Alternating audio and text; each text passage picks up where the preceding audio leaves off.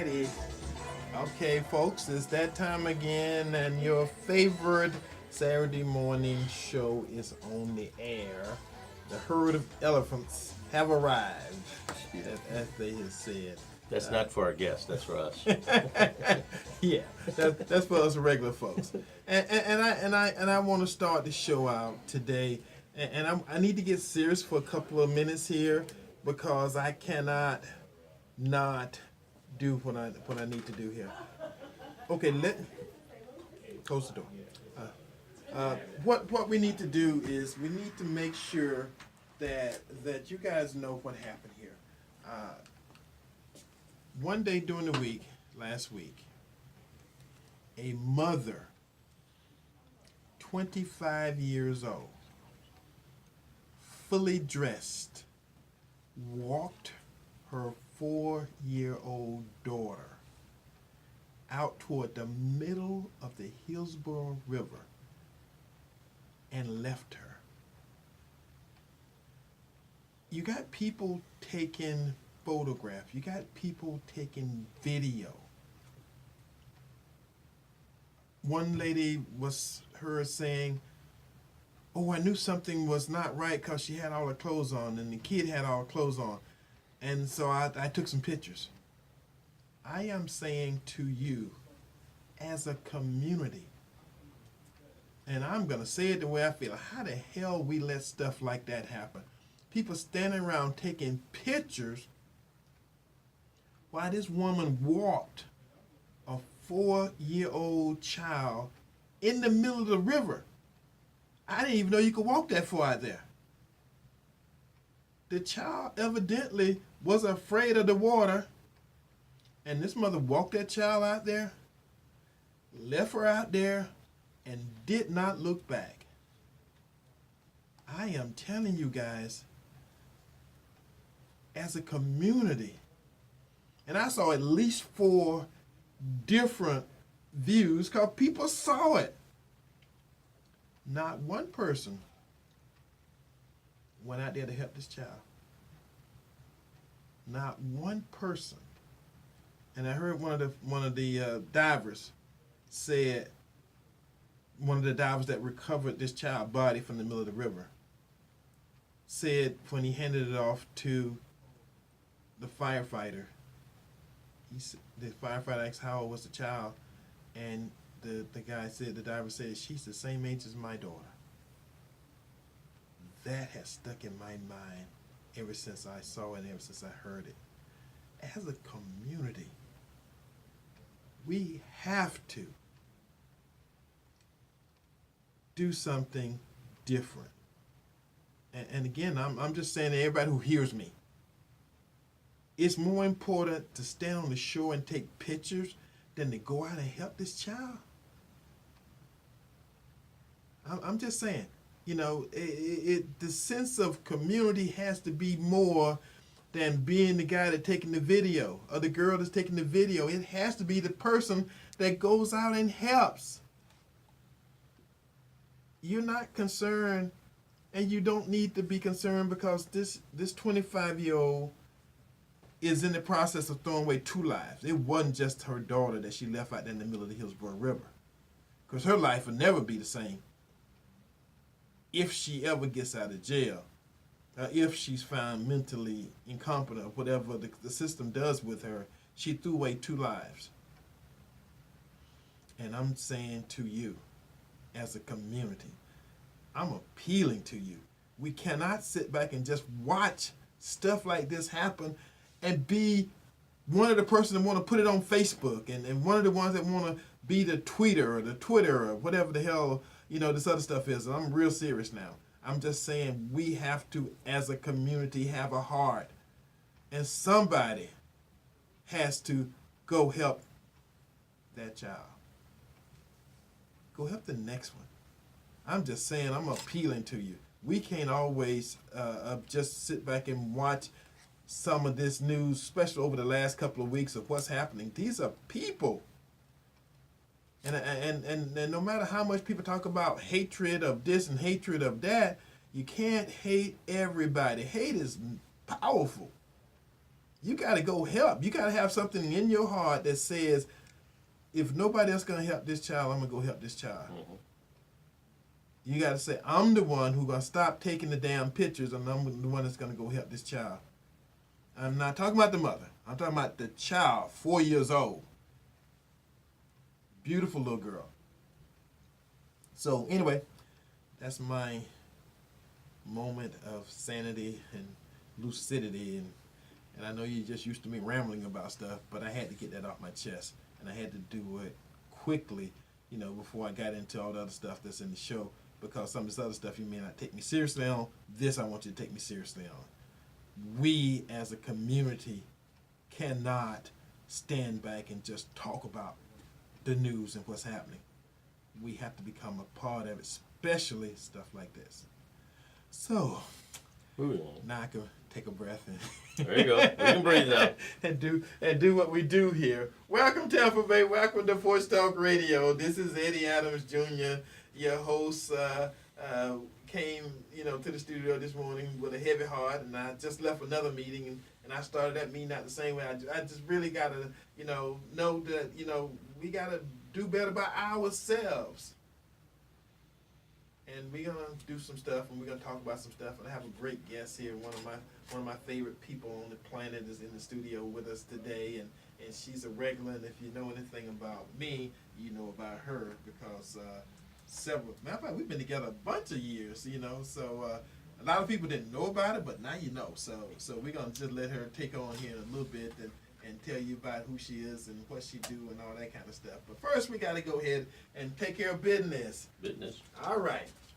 Porch Talk Radio, the call-in number. For those who have not called in the past, we kind of do this thing a little differently. So I'm going to give you the call-in number for the studio. Call-in number for the studio, WTMP, 813-251-9867. 813-251-9867. Write it down. Because later on in the show, we may not give the number again. That's why we do it up front. We got rules for this thing. So we give you all the information up front.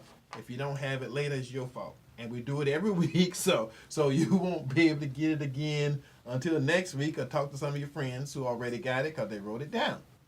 Okay, my Eddie Adams Jr. cell phone number. Don't call during the show. Call right now. Immediately. Dialing now. Don't call in the next hour because we're going to be doing the show. We won't be looking. God, call right now. We now. won't be listening to the cell phone. All right, my cell phone number, 813-230-3312. There we go. Amen. So, Amen. His phone is ringing right now. Eddie Adams' cell phone number, 813-230-3312. The website, and the website is up and running, porchtalkradio.com. That's the website. Eddie Adams' email address, Eddie, E-D-D-I-E, at porchtalkradio.com. See how easy that is? And every week, it remains easy and keeps getting easier and easier and easier. Now, what we're gonna do, and I'm gonna introduce our guest and get her started. And just so you guys know, Trump was in town this week, and yes, we're gonna talk about it. And yes, we're not gonna, do dirt and mud, and we're not gonna mess with CNN because again, we got other things we need to do. That's about the community we live in, not the community that everybody's talking about. So, without further ado, I guess I need to talk about our sponsors too. That's right. That's how we pay for this stuff, and ain't nothing free. Who help us do what we do. Todd Jones, property appraiser, best property appraiser in the state. I'm just running out there on that limb. Mm-hmm. If you got some property appraisal work to be done, contact Todd Jones. Hillsborough County Republican Executive Committee. The folks who was on the show last week, week before last, and told us Trump was coming without telling us Trump was coming. They said some really big news is coming, and everybody's gonna love it. Well, some people gonna love it. The majority. Yeah, a lot of folks gonna love it. Some of you not gonna love it. And We'll pray for you. they basically kind of broke the news to everybody right here on this show that Trump was coming, and then Trump came. All right, and OMM Inc. And for those who, and this is the time in which everybody needs campaign signs. Go talk to my good friend John Desprow. Print fast. And if you need a car, you got about 200 cars out there on the lot too. And Sally's, doing a hurrah, hurrah, hurrah for John because she met John and she do business with John, and John is a good friend of all of us here at the show. So, you want to give John a call, you want to buy a car, you want to get some campaign sign, any of your printing needs. John Desprow, 813-621-9444. 813-621-9444. And so now, without any further ado, my good friend, your good friend, welcome to the studio again, School Board Chairman, Miss Sally Harris. Yay! Yay! And the crowd goes wild. Woo, woo, woo. Sally, welcome to Porch Talk Radio. How do you this morning? I am awesome. Thank you for having me. I'm looking forward to chit-chatting with you for a little while. Well, let's do it. Get it started, girl. All right.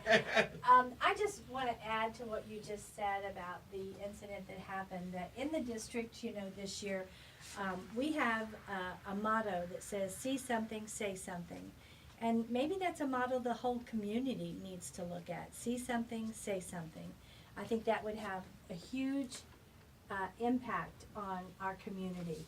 Sometimes you don't realize what you're looking at, just like what you said. So just wanted to throw that out there to add to what you shared this morning. Yeah, and that's one of those emotional things. And if you see something like that and you don't say something, that's on you. It should, I'm telling you right now, it should weigh on your heart. You should have nightmares about it. I'm just saying it. I'm not holding nothing back because that's the nature of what it was. It'd be different. Somebody, if it was an adult or a teenager or something, that child was 4 years old. And that should hurt you. Well, I'm going to tell you like this. Back in the days when we had morality and everybody was responsible for everybody else, it made you hurt. It might as well have been your child.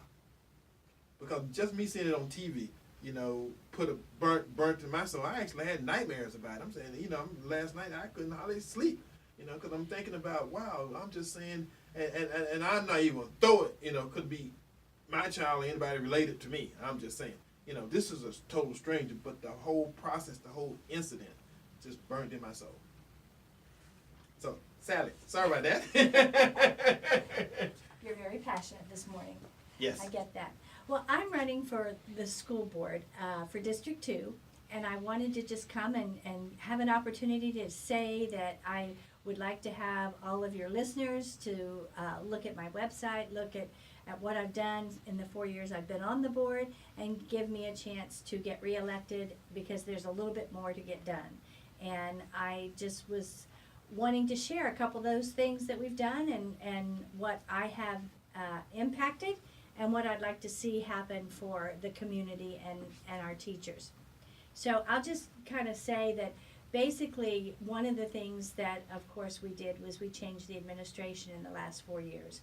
And then we moved into trying to get a balanced budget. And I can tell you that I was very instrumental in getting that budget on the website so people can actually look at the budget and see what it is. And now, this year, we have forced, and I will tell you, we've pushed through, and we are going to have a balanced budget, thanks to many of us sitting on the board this year. I also was very instrumental in helping to be able to end the contracts and give the teachers a raise, and all of the employees got the raises that they were wanting. Yes, we did have to take that pause year, but I can tell you that as a sitting board member and knowing that I was up for election, I couldn't have asked for anything better than to make sure this year we started with increase. Another thing I did, I have to tell you, I've been really instrumental in getting our buildings efficient, because, you wonder about the lights and the electric, and our electric bill is extremely high. So I encourage the district to look at putting timers on and light bulbs that save Smart. energy. And the district has the potential of saving, maybe $1 million on their electric bill in the future with this new impact. And I had a huge impact on that. Awesome. And another thing that I did this year is I've been very strong on IT, and I have a very strong background in business because, as you know, I own Circle C Ranch Academy, There and you it's go. a very big center in South Tampa. But I influenced a lot on the fact that getting things out in the open, transparent for your listeners to be able to see. But we needed to get our technology up to today's market.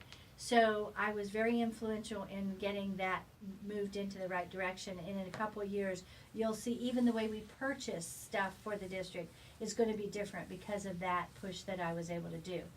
And then what I want to do for the next term is our teachers pay enormous health care. Enormous. And I want to see us maybe look at self-insured with catastrophic abilities. I want us to look at a way that we can get that cost down. I know that a teacher having a spouse and children on there sometimes pay as much as $1,400 a month. And Wow. yes, And have the rest of the bills paid. correct. My goodness. And yet we have other large businesses, but we are the largest business in this area. And we have other businesses and other colleges and schools who the same policy, the same thing, only pays $300. But that's because they're self-insured. And so I have been encouraging strongly that the district look at this, and, Right. and I really feel that my work is not done. I feel that I have a lot more to do. And another thing is the billing for Medicaid. We provide speech, OT, PT. We provide all those services to our children, and we were not getting the medical billing done like we should. And I've influenced that to take up. I could go on and on, but I will stop because I could tell you want to say something. well, normally I You just talk, and I talk about the insurance a little bit. She's got some good see, points. normally I just rush in there, but again, Sally, we got this thing going, so we don't want to make The body language. Yeah, that's right. That's so one of the things, and you said something about the lights, and I've seen pictures because I actually meet with Jeff all the time myself, and so I have between Sally and Jeff. I mean, I feel special sometimes. You are special. But the thing about the lights is, the school board owns a lot of property. So I'm thinking sometime in the future, since this is supposed to be this little state thing that's happening, that you guys can do your own solar farms and save more money because you got the property. Just a matter of getting the state to help you put the reflectors in and collect the energy. Am I right? That's a great idea. Now you just gave me another platform. There you go. There we go. See. Isn't there a solar farm at Middleton? Yes, there is. Yes. Very good that you know that. Well, I spent 15 years in the system, and that sounds like I was in prison. And I'll be honest, sometimes it felt just like that. But you mentioned teacher salary, and I was an assistant. I was an assistant, so I barely had a salary. It was more volunteer work than anything else most of the time. Can you tell me the correlation between student achievement and teacher salary? I think the correlation is that when teachers are not worried about their personal life and how they're going to pay their bills, how they're going to pay that insurance that we just talked about, I think that they are able to focus on the students. What's amazing to me is even when they have stress in their own lives in their home, they still give 150% to those kids. Yes, you are absolutely right. But if we can make their life easier and give them the pay that they deserve, which teachers need to be compensated at a much higher rate. I don't know how America got this twisted. Teachers teach the doctors, teachers teach the lawyers, teachers teach the people that become successful, and once they leave and become successful, they forget about the teachers. So somehow we have to turn the community around. and make them realize how important teachers are and that they should be paid accordingly.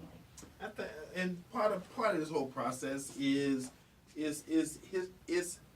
historical, in that the community that I came from when I was a child, the leaders in the community were the teachers, and the teachers were actually ones who had nice houses and nice cars and all that kind of stuff. But again, that was 50, 60 years ago.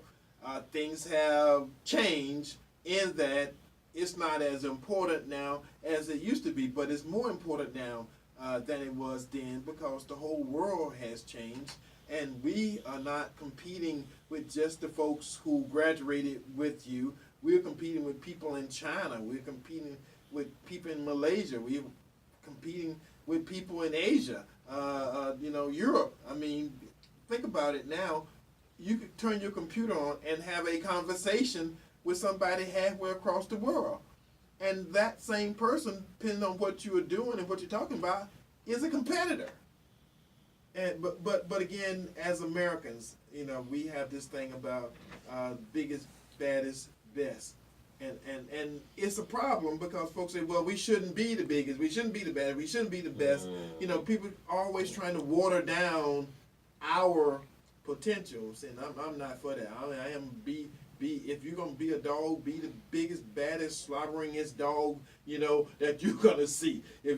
I'm just saying, that's the nature of who I am. That's the nature of who what I think the country is now becoming, and that makes a difference. So teachers are needed now, because they give you the skill set, even if it's technical.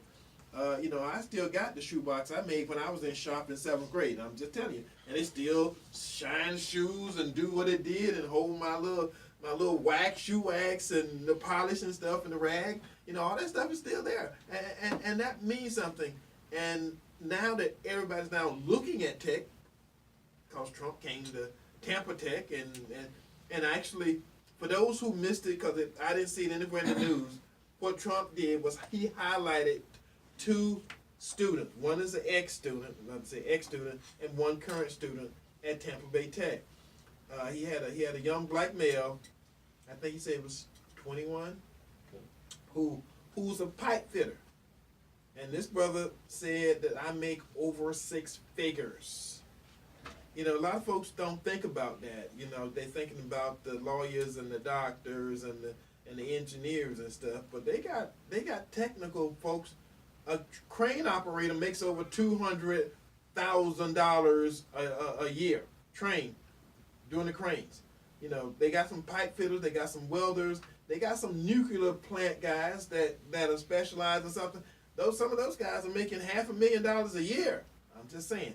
So you got the technical folks who people somehow don't, when you start talking about making money, you don't think about those guys. You think about the brain surgeon. Well, you got some technical guys that's making more money than the brain surgeon, and they're not working as hard, because it's the nature of what it is. So sadly, I honor and think a lot about the fact that you are, in the short period of time that you've been there, you're the chairman. So that's it. That's the important part of this whole process. And between you and the other school board members, you guys are fighting the good fight. You're making stuff happen. And I remember back in the days, I don't know whether this is good or bad, but you was the vote that everybody was saying to get rid of Mary Ellen. And again, I don't mean it's the way it's gonna come out, but the wicked witch of the west, because that's what folks were saying. So back in the day, and you came on, you became part of the school board that's making Hillsborough County, if it's the 8th in number, but it's number 1 in everybody's hearts and mind, especially the way the country's going now.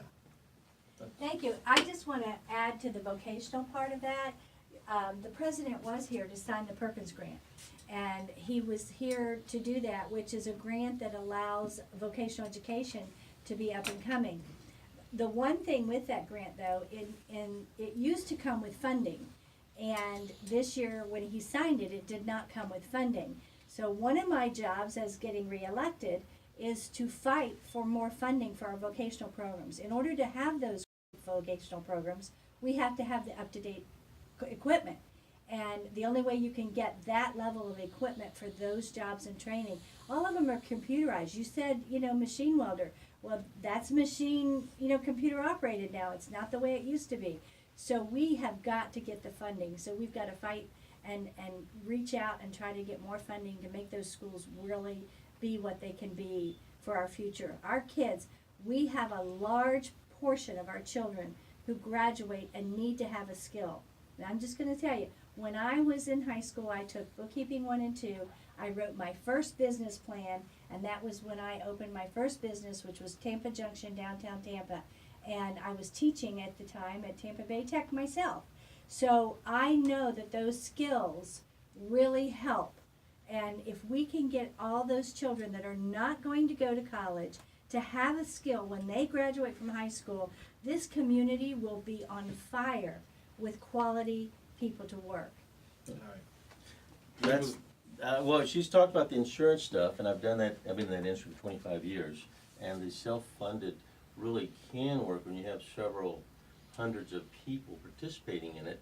The major insurance carriers have a bit of a monopoly in some areas, and of course, if they know the school district, the board members very well, they've got good connections. I won't get into gifts and things that happen, but they have good connections.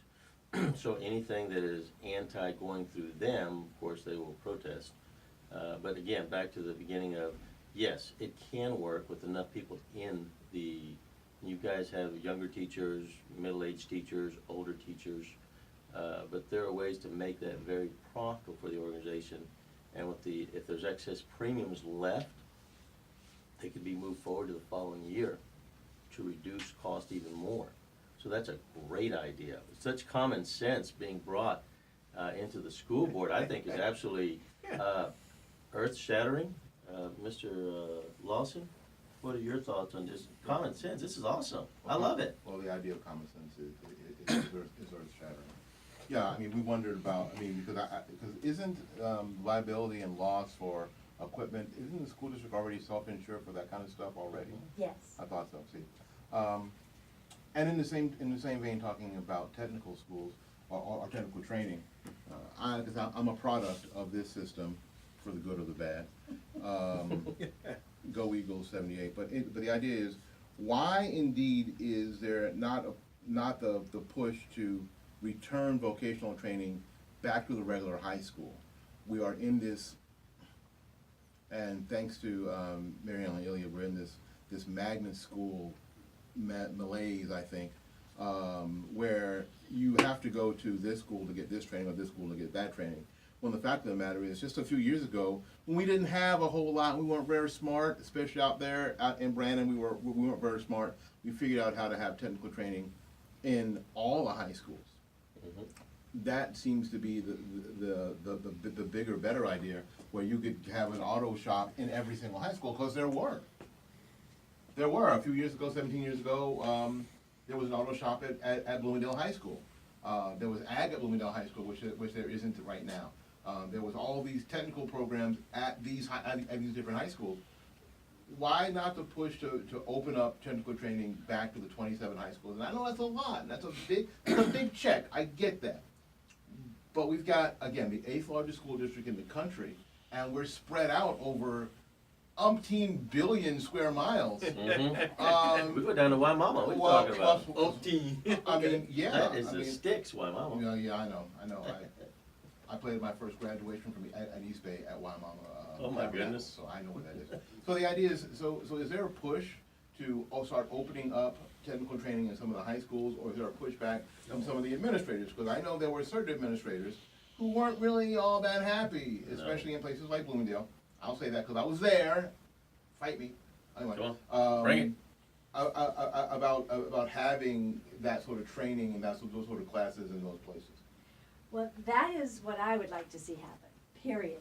End of comment. Because I'll name schools, I don't care. Right. Bring it, fight me. I know that it's a funding issue, and like I told you, the technology has gotten so extreme, and keeping up with the technology, we could put the best program in today, and then by tomorrow it's different. So what I can tell you what. I'll help you. Okay.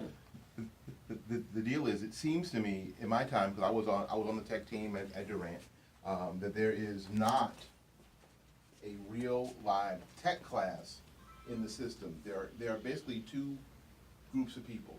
There's some business people who are administrators, and there's teachers. And every single tech person that I met while at Durant and other places I was at, they were an ex-teacher. I got to be a lab manager way back when at Dowdell because I could turn one on. And I wasn't scared of a computer. That's how I got to be the lab manager. And then later I went on and worked for Johnson's Learning Corporation as a tech. And that's how, and that's been sort of the system, as opposed to, because really the technology that we can use is not as expensive as it was as a part of the budget as it was 10 years ago. The boxes are cheaper than they ever were, and the technology and there's more open source technology and software that you can get for free. We just have to have people who are hip to all that stuff have a real voice, as opposed to the vendors who have too big a voice, and you already know that. I think you're really onto something. I think that there's no doubt in my mind that vocational education is going to surface and stronger than it's ever been before. Awesome. So there's no doubt. I know we're there, and that's one of the reasons you have to keep me and get me reelected, is I have this same Keep passion. talking like that, lady, we'll make it happen. That's awesome. It's gotta happen. And I'll tell you why. You're right about the old administration. The old administration was pushing college. And I will tell you, my two grandchildren went to college. They're, teachers. And so I know that college is important. But I also have foster children. I've raised over 30 foster children. And out of my foster children, only one of the 30 plus kids has gone to college. And I made sure they had some kind of a career training so they could feed themselves when they were no longer in my home. And we have got to do that. We have got to teach these children the skills to have a job other than working at fast food. And it shouldn't be, and it shouldn't matter in this system where they happen to live. If they live in Durant, or they live in in central Tampa, or live in Waimama. It shouldn't matter. They should have access to that wherever the system has told them to go to school. Exactly. You are my passion now. Vocational education is my passion. I am successful today in my business because of the vocational training I had, and I can't say it enough. I watched 30 plus kids struggle. I want us to have career planning with all of our children.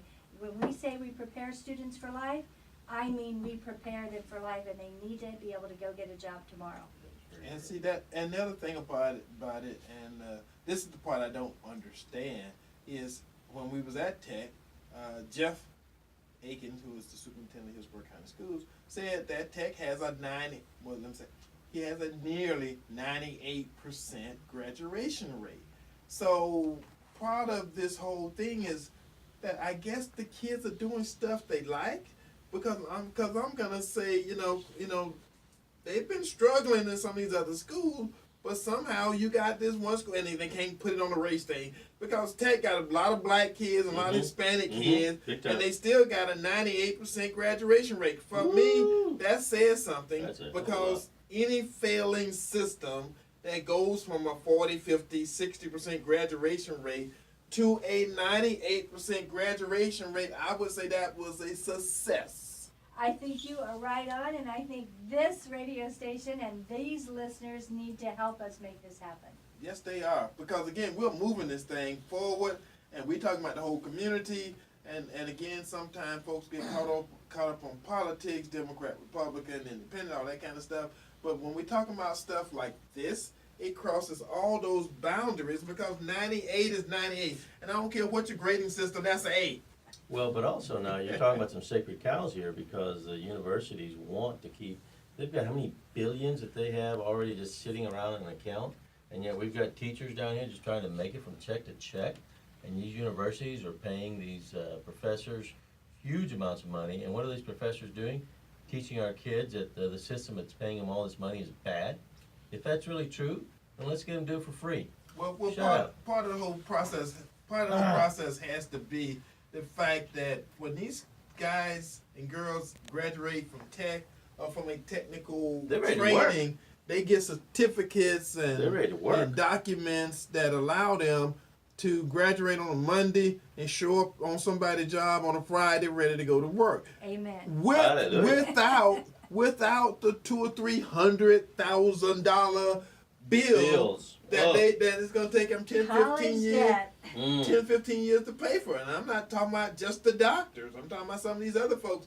I mean, you don't have to graduate from the tech school to get a certificate. Let me say that right now. Because some of these programs, you can get a certificate and go to work, and you can still be working on your diploma. Because they send you out there in the field, and you're working on folks' jobs as a student.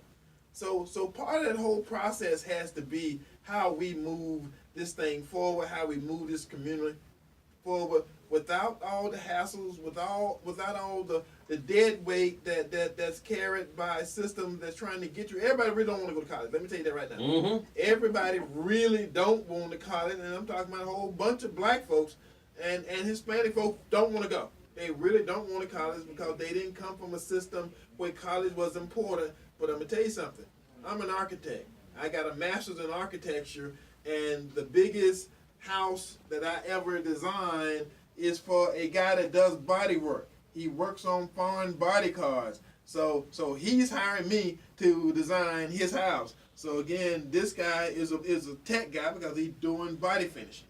So again, it don't matter where you start, it matters where you end up. So and I know people who are professional who actually have degrees who have went back and got tech degrees. So again, it's not like the 13th grade, which is what people used to say with the ACC. Oh, you went to the 13th grade. No, you went. They can go to the 13th grade and 14th grade and come out a nurse. And I'm gonna tell you something. You may not think nursing is a technical skill. Be sick. You get that? Yeah. Be sick and need a nurse. And nurses are everywhere on this planet. Everywhere on this planet, they need nurses. You go get that 2-year RN, I guarantee you got a job, and it's the same as a 2-year welding degree or 2-year, plumbing job. Everybody know about plumbers. Plumbers is like being doctors now. You have a better chance to get an appointment with the doctor than you do some of these plumbers. So again, that's what I'm talking about. We got a caller. Caller, welcome to Porch Talk Radio this morning. We're sitting here having a nice conversation with my good friend, Sally Harris. What say you this day? Hello? Okay. Here you go. I'll give you now. As a former employee of the Hillsborough County School System, and I retired from the Sarasota County School Board, so I'm familiar with the system. I would like to ask a question. It's great to say that we have 98% that are graduating, but how many are graduating with a certificate of completion that they went to school, but not a diploma? That is the key. How many graduated with a diploma? And the next thing is, what are we doing about the failing schools that are in prominently black communities? Yeah, I think that, I don't think that we were talking about graduation actually including a certificate of completion, which you're right. That's for kids who don't have enough credits, either got a late start or, for the most part, had a really bad freshman year in high school, which happens a lot. And I think the caller's right. I think that the next direction that we need to talk about is what's the district's solution for those schools that are failing, that are failing schools, that are historically failing schools, like Sulphur Springs Elementary School, for instance, comes to mind because that's a historically struggling school. Now, there's demographic situations and economic situations, but it's always been the idea is when the children get in the building, it's their sanctuary, and it's a place where they can be successful. So what do we do? What do we look? I think you're right. I think what are we looking at to make those fail? I mean, to look at those schools and have them be more successful in the communities they're in, especially in the communities like in a lot of the black communities around this district.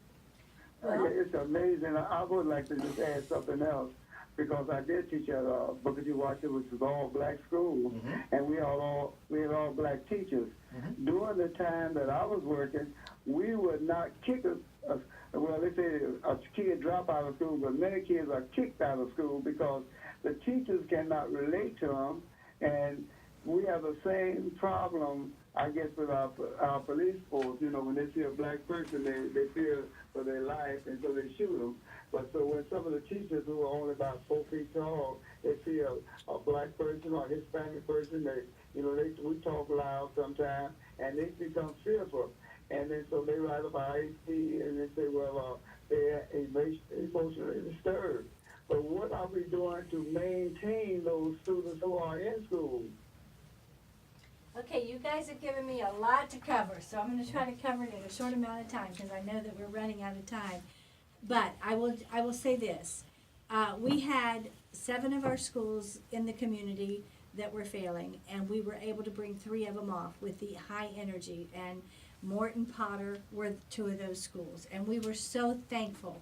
So what we're going to do for the rest of them is, even if they're a D school, we're working very diligently with the campus faculty, with the principals. We are giving them the resources that we need for them to become successful. We have gone out and got the best teachers. In order to be a teacher in those schools now, you have to be highly effective or effective. There is no one that needs improvement left in those schools. So you can't say you don't have the high level achieving teachers. The same thing with administrators. We gave the schools those. But it's not just giving them the right tools with the teachers. It's the community that has to support those schools. And I can tell you, this community is surrounding those schools with support and love and volunteers. It just takes someone to read to a child or do a math problem with a child. And the community is really reaching out. If you look at how did Mort change so quickly, and Mort changed because that community stood behind him. So when you say Sulphur Springs, that's what we need to do. When you say the community, but we need to also do that to the D schools. We can't wait. And the gentleman on the phone talked about Booker T. Washington.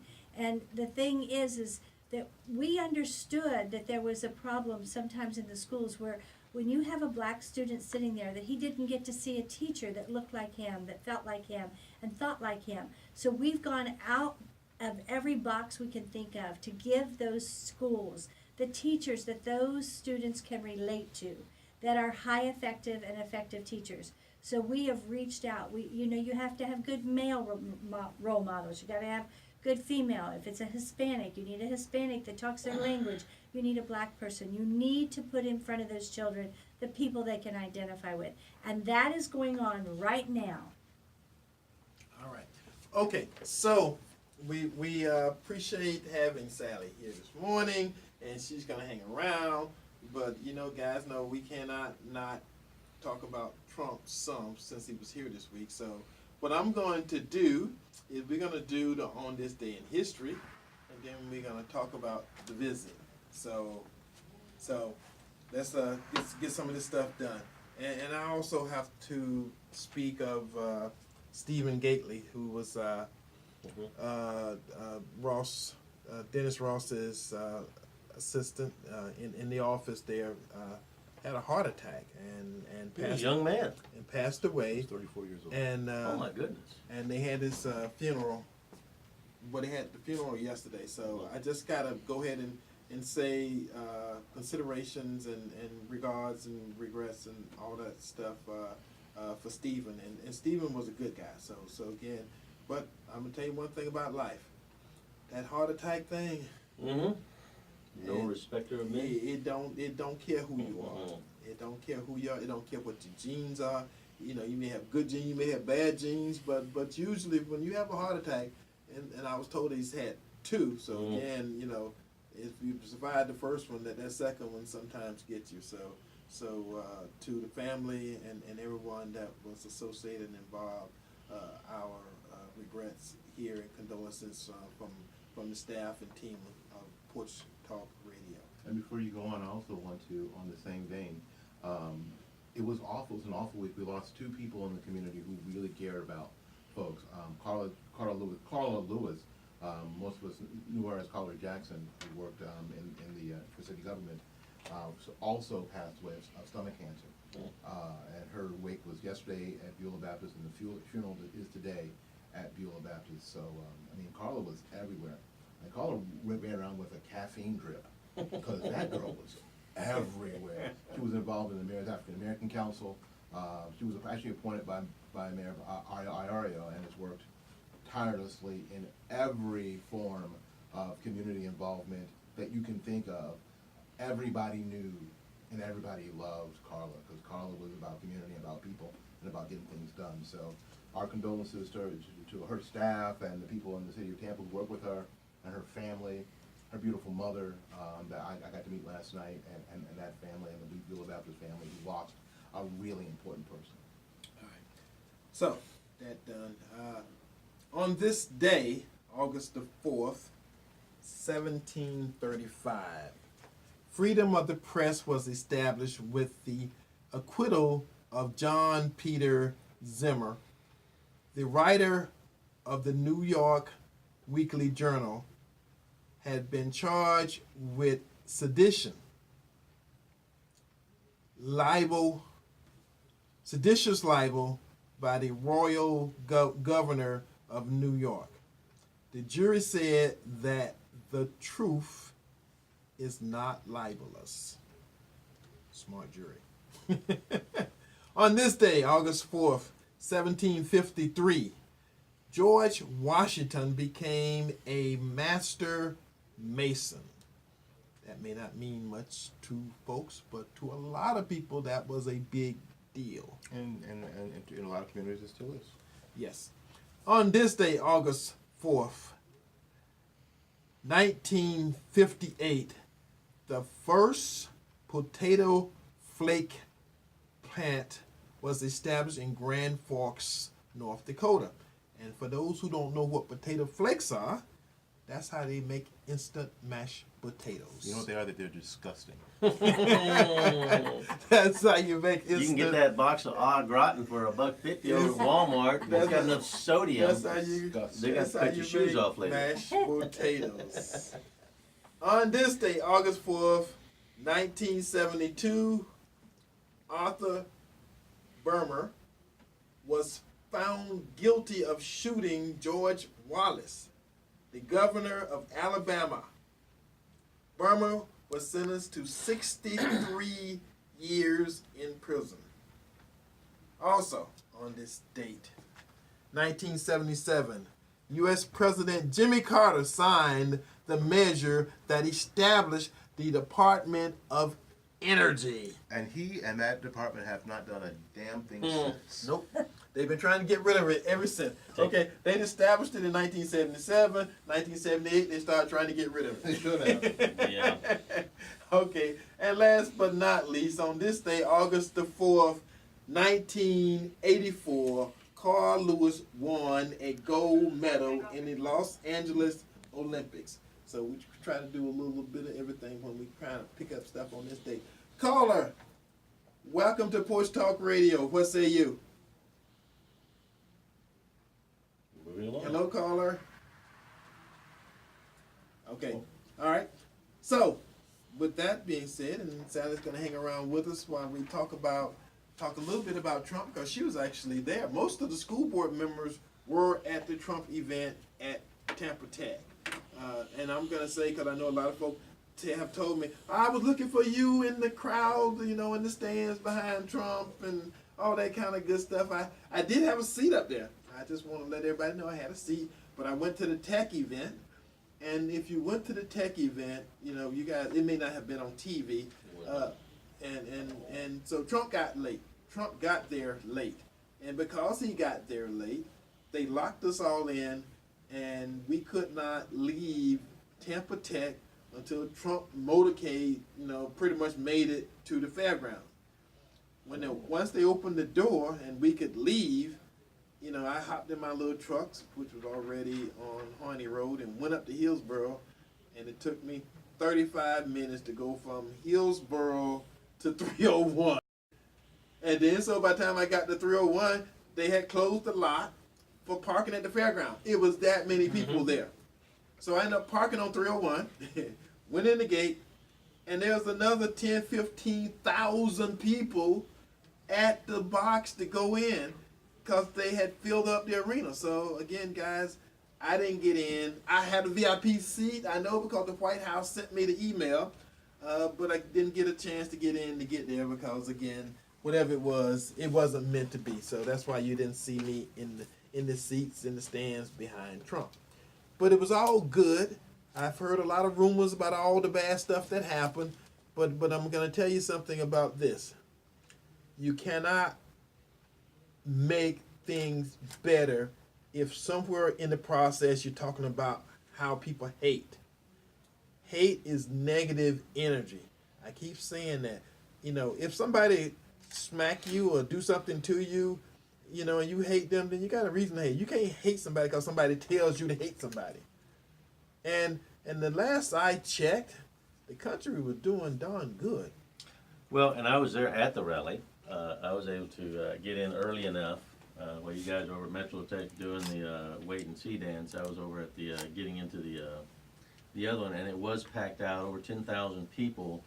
Once he began to speak, President Trump, it was so packed out that even the aisles, the seats were all filled, even the cheap seats, the nosebleed section was all filled out. Even the aisle, just up and down the aisle, people were standing and pushing, trying to get around. It was an amazing rally to see and feel that much energy in the room for just being patriotic about our country. They love our country. And yes, of course, the bad stuff. Acosta, an instigator, a guy makes a lot of money being the bad guy. Mm-hmm. And that's cool. He's crying all the way to the bank. So Acosta's not really that hurt, guys. That was all staged. Yeah, if you looked at his bank account, you go, oh my goodness. Yeah, he's doing quite all right. But so they enjoyed all that, I'm sure. But it was just an amazing energy that was there. And of course, DeSantis, who's been the favorite child, the golden child at this point, went to 10-15 ahead of Adam Putnam, the competitor. So it was a great crowd. It was amazing energy to feel, to hear it, to see it. Just an amazing experience. I also watched the movie Death of a Nation by DeSouza last night. Oh my God, such an amazing history for those people that love history on our nation. Between the left and the right, I learned through the movie that the Confederate War, it was between the North Democrats and the South Democrats. I didn't know that. I mean, the history was amazing. One wanted to continue slavery, and the other wanted to back off of it. I had no idea. And that's just history, folks. That is what it is, facts. So, again, the rally was amazing. The movie, Death of a Nation, you guys got to go see it. The history in it, it's amazing. It's just a lot of excellent shots. They have a lot of historians in there from that still have the knowledge of what was going on during some of those times. But just amazing, amazing, amazing. Metro Techs are not going to get much play. They can't. The university's got it locked up. They don't want them. Right. They don't want them. All right.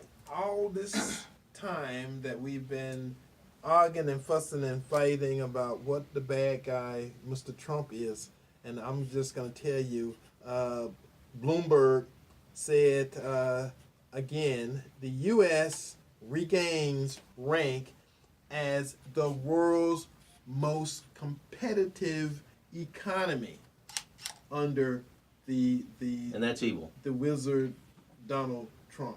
So we are now back to being number one. So I know a lot of folks hate that, and the fact that we got all these new jobs, and we may run out of people before we run out of jobs now, and wall and all that kind of good stuff. We got a caller on the line, and we only got a couple of minutes, so let's see if we can get this caller in. Caller, welcome to Porch Talk Radio this morning. What say you? Look here, this Charles Carla. How you doing, Adams? I'm doing great, sir. Look here, the situation is he was right about what he said. Now we do need our students, especially black students, to get a completion, because ain't nobody gonna look at you if you don't have a completion in that thing. Okay, look here, and I think me and you ought to get together and have Mr. Trump invite us up to the White House, because I got a few things I can say to him too, to better Black America. Thank you. That's all I got to say. Thank you. That's one of our regular callers, one of our regular listeners, and I appreciate that, brother, because, again, that brother calls me on Sunday, he calls me Saturday afternoon, he calls during the show. That's called passion. I love it. He's one of those listeners, That's good. And he understands that this is really about more than winning and losing the White House. It's really about how we move this community forward. And right now, again, I don't care what you say about it, there's more black folks employed now than it's been since the Emancipation Proclamation. So that's saying a lot. You got a lot of folks employed, got a lot of folks in job. You got a lot of folks right now. That was a Republican idea, you remember? That understand that this is really about, the community. As this community moves forward, we all move forward. The more employed folks we got, the more money we got in the community. And you guys know and understand what I say, about black money. It's got to be smart. It's got to be smart money. It's got to have vision. Your money has to have vision. It has to have power. And it has to have purpose. This is the time in which we can change everything. Everything is on the table. This is how we make a difference. This is how we change the community we live in. This is how we change the nation we live in. And again, I am not talking about Democrats and Republicans. I'm talking about taking advantage of opportunities. A guy, I'm going to tell you, like I said before, everybody say, give a man a fish, you feed him for a day. If you teach him how to fish, you feed him for a lifetime. I am talking about the new Negroes because we want to buy the pond, own the fish in the pond, and fish anytime we get good and damn ready. Sir, you're getting off the plantation. That's what I'm talking about. So we looking at this stuff differently now than we ever looked at it before because we're not just satisfied with somebody teaching us how to fish. Think outside the box. Why not own the box? We're gonna own the whole pond and all the fish in it. If you're allowed to do that, you can do it. That's what. That's because you stop asking people and you do it. See, the guy with all the fish wants to keep all the fish. The guy with the planes. What's his name? The airline. Ashley Air. Yeah, he didn't have to ask for me. He just went and did it. That's right. He went and did it. So, and I saw his rolls outside. I was like, holy man. He just did it. He Right. didn't care what color his skin. He just did it. He actually has a Rose. He has his own private yacht and his own private jet. So he's coming to Tampa Bay. And matter of fact, we're in the process now looking for an airline hangar for him to have one of those jets in, and we're gonna have a party. Let's go. So I'm waiting on information for that within the next couple of weeks, and we'll keep you guys Come join us informed. outside the box. We'll let you know. And for those who are there, we love you. We love the fact that you listen to this show. And I always see people at events. I went to an event, Michael Reeves and Dretha Reeves' birthday party last night. I had a bunch of people that I really did not think would listen to the show, but they assured me that they listen to the show every week. And I want you guys to keep listening because we're going to do this thing together. We're moving this whole community forward. This is a movement. It's not just about what party entertainment. you are, just get on board. It's not about entertainment. It's about how we move this whole community forward. Thanks again, Sally, for coming on the show. Thanks for having me. And until next week, folks, when we do this all again, happy trails. God bless America. Bye-bye. Bye.